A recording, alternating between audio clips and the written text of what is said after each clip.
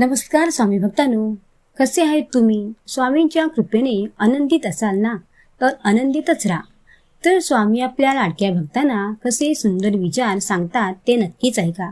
स्वामी सांगतात, बाळांनो, मनुष्य जन्म हा पाप पुण्याच्या संतुलनातून मिळालेला एक दिव्य अवसर आहे.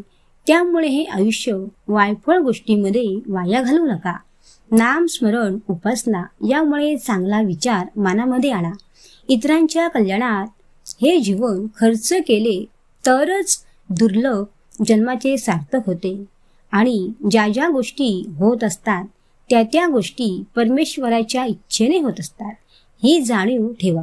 बाळांनो, आपली वृत्ती नेहमी सरळ ठेवा.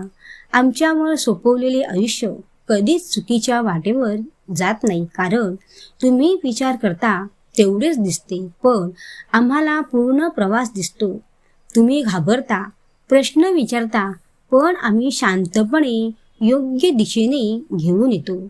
आम्हाला तुमच्या आयुष्याची जास्त काळजी असते. म्हणून बाळांनो, उशीर होतो पण चुकीचे मात्र कधीच होत नसते, हे लक्षात ठेवा.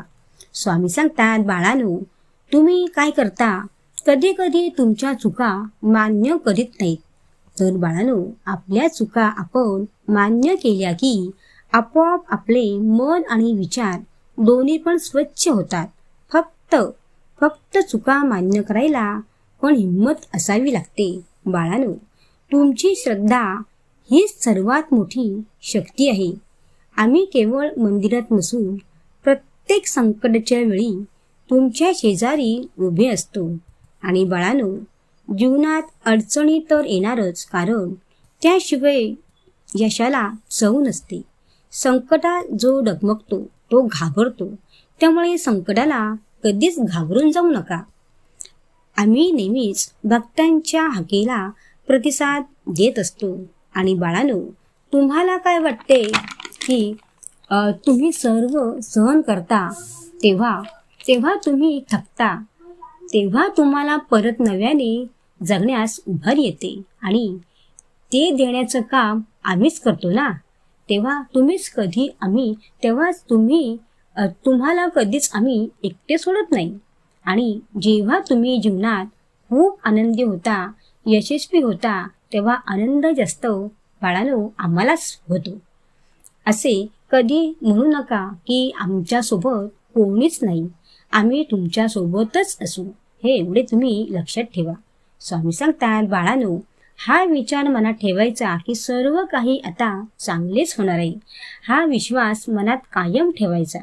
अरे, आम्ही अशक्य गोष्टीही शक्य करून दाखवतो. बाळांनो, एवढे ऐका की मनुष्याचे मुख्य कर्तव्य म्हणजे अशक्य जगात गुप्तपणे वास करून असणाऱ्या शाश्वत परमेश्वराचा अनुभव घेणे हे होय. पण हे साध्य होण्यासाठी माणसाने प्रथम जगाचा फुलपणा लक्षात घेऊन कोणत्याही मोहाला बळी न पडता सावधगिरी बाळगावी लागते. याचकरिता परमेश्वराची जरुरी असते, हे लक्षात ठेवा. स्वामी सांगतात, बाळांनो, माणसाने थोडेच वाचावे, पण ते वृत्तीने आणण्याचा प्रयत्न करावा. नुसत्या किंवा कोणत्याही वाईट अर्थ समजून घेतल्यास प्रगती होत नाही. ते कृतीत आणण्याने खरी प्रगती होते.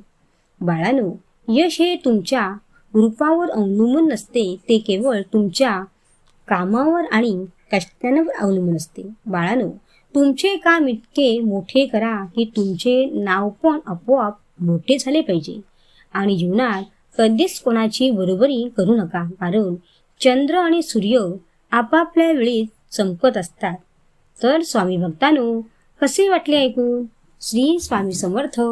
जय जय स्वामी समर्थ.